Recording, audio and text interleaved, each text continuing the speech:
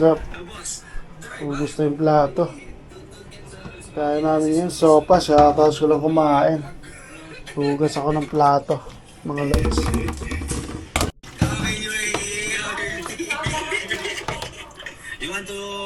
Pinapanood ko si Billy Jack Sanchez, You Wanna Know Why, mga lodi, habang naguhugas.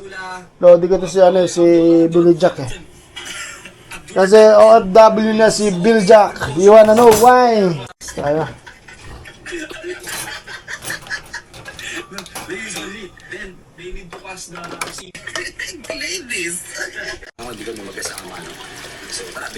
Sarap kumain.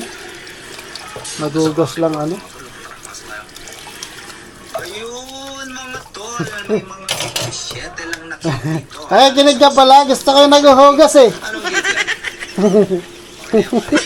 Nakikinig ka pala dyan. Tayong honey cake. Bili ko lang yung sa isko.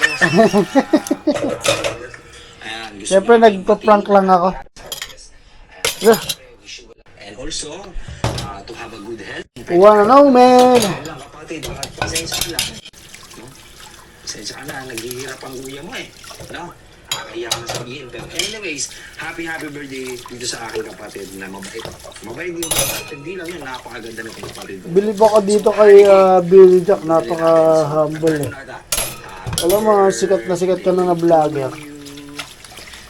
Tapos nag-abroad ka, naging OFW ka, ordinaryong OFW. Hindi ko alam yung naging kwento na ito, pero famous ka sa Pilipinas si Billy Jack. Yung kalakasan ng ano, ng Battle of the YouTuber. Siyempre, may patindi pangangailangan din yan. Kaya napunta ngayon ng Dubai. See? May mga pera na yan, dati pa.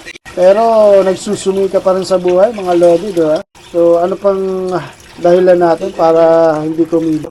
May mga pera na yung mga tao na yan. May mga impluensya na yan, pero humahataw pa rin sa buhay, diba?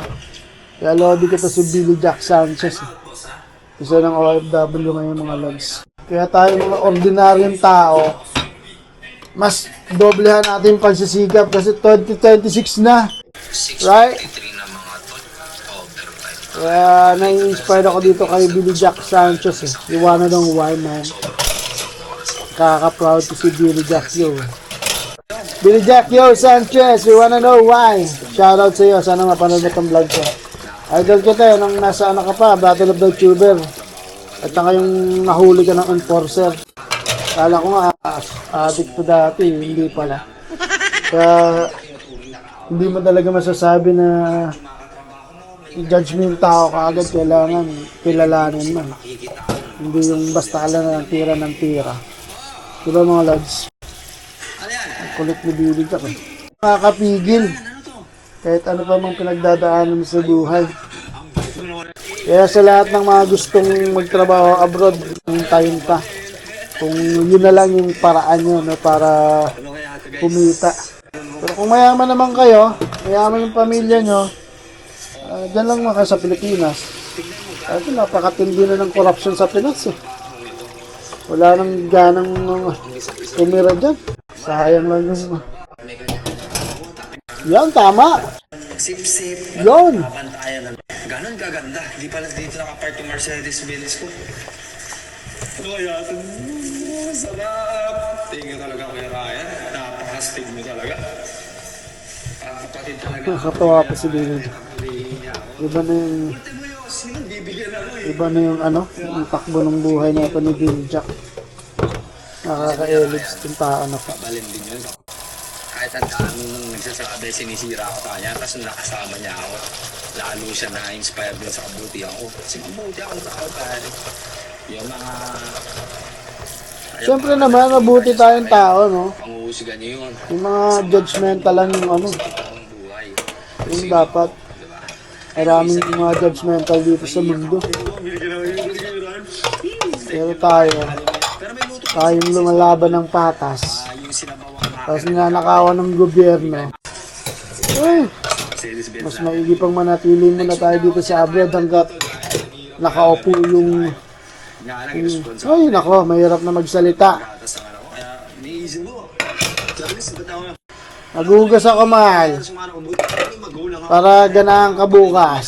Kasi Happy New Year na bukas. Tama! Narinig niyo ba yun? Tama yun. Magsusumikapan ko na lang sa pag-vlog ko at malay ko ba. Yan. Kaya sa inyong mga supporters ko, maraming salamat. Uwi na muna ako, nagiging drama. Sige na. Bagong gabi, nakauwi na naman tayo. Anong oras? Nag-overtime tayo. Ayun, kaya na muna tayo. Binigay ni Kuya Ryan, no? Na lumpiang buhay, pare. So, si Mrs. Oh, yung gabi. OFW na OFW yung galaw ni, ano? Sinabuhan. Ni Billy Jack yung. Wanna know why? Kumain. Malay muna tayo. Labahin, mga tol. Laba tayo. Habang nakasalang yung labahan natin, mga tol. Talaga naman. Shoutout sa'yo, Billy Jack. OFW Life. Eh, yung mga ano? Tayo basura. Ay, Let's go, Tadweer. dapat kailangan akong malinis ng kusina para, you know, asawa ko na babad trip kapag Anong oras magulo na? tong kusina. 7:23. Hindi ako pakakainin. Basura. Mahirap na. So, syempre, para hindi ko kayo paghintayin sa aking daily vlog, mga tol, dito mo natatapusin yung aking vlog continuation na lang ulit yung mga activities na naiwan natin. So, Yung mga lods. so para bukas, ano? Ikaw na OFW, kung ano man pinagdadaanan mo dito is sana maging okay ka lang mga lodi. Papasok na ang 2026. Sana lahat ng mga OFW magtagumpay. Siyempre, unahin nyo na ako. No plan. Siyempre, no? Idadasal natin lahat yung mga tropa natin sana maging successful. At namili na rin po pala ako. Ay, I-feature natin yan. Ito po yung mga kanilang mga komento. Ayan. Kung hindi ko man po kayo napili, pasensya. Dahil marami rin po akong ginagawa sa buhay ko. Nakita nyo naman, nag-e-edit pa ako, nag-vlog pa ako, nagtatrabaho pa ako bilang isang OFW. Alright. Nagsusumikap sa kasalukuyan. Ako po ay bigat siya. Diba? Gawanan na. Sabi ko po, bayarin. Ano? At salamat pa rin. Talagang makasupport po kayo. Ang pang maibsan yung aking programa. ramdam kita. Dahil sa inyong walang sawang pagsuporta.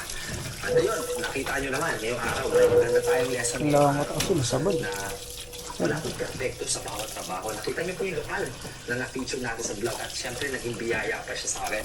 At ang problema na, magbabayad dapat siya ng card payment. Nagkamali ako, nakikita ko cash. Wala siyang dalang cash. So sabi ko sa kanya, Sir, pasensya na po kayo pero kailangan niyo pumili mo. So sabi niya, halika sama ka sa akin. Kung mag-withdraw tayo, wala akong ATM ng banko o dito sa loob ng ninyo. Sinama ka at sumama ka sa ating vlog. So ayun, sa mga nagtatrabahong OFW katulad ko, kung pumapalpak tayo sa trabaho, kasama ng trabaho, natututo lang tayo. Yun, Pero tama yun. ang sitwasyon na pangit, kaya nila yung magaling yan at pagandahin, no? Isa yung skills na dapat yung matutuhan. Huwag kayo matupressure. Pressure lang sa buhay, pero nakukuha ang pansitin sa harap mga kosa. Tama. Diba? Kailangan natin gawin yung tipayan ng ating mga lord. Yun. Hindi lang kayo ulit yung Narinig niyo yung mga lods. parehas tayo. Billy Jack yan. Billy Jack na yan. No? Salim, Ay, nagkaroon na ng pangalan yun sa vlog. ay lang. At sa mga mo at sa mga anak sa pa, ilang yan. Lord. Sumikapan yung pipi. Tama. Unti-unti ko natutunan at namamaster ang mga Yun. ayun lang. So, don't hate, spread love, educate, and let love seize the day. At dahil dyan, gusto ko nga pala na sa inyo ang special lumpiang gulay shared by Kuya Ryan. Thank you so much ulit kay Kuya Ryan. So, pagpalain ka sa mga ko na nakasubaybay, na nagbibigay ng biyaya sa akin. Maraming salamat again. Gusto yan dito sa, ano, sa abroad, sa Middle East, bigayan ng pagkain. Peace out sa lahat. Wait. Pahabol pala. Ayan mga lodi, tapos na rin ako maghugas. Habang naghuhugas, nanood ako kay Souljack.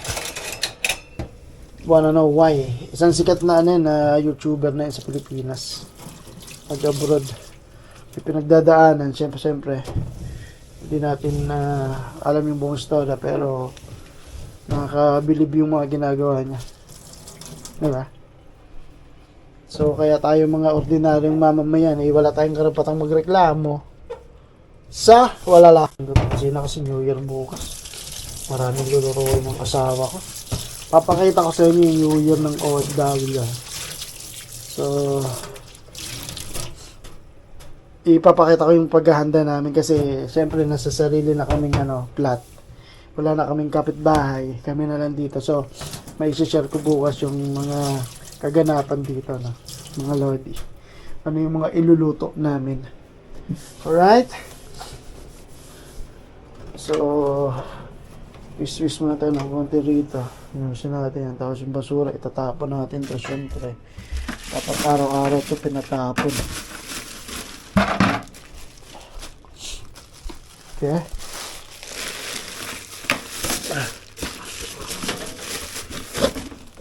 Basura namin dito lang sa labas eh.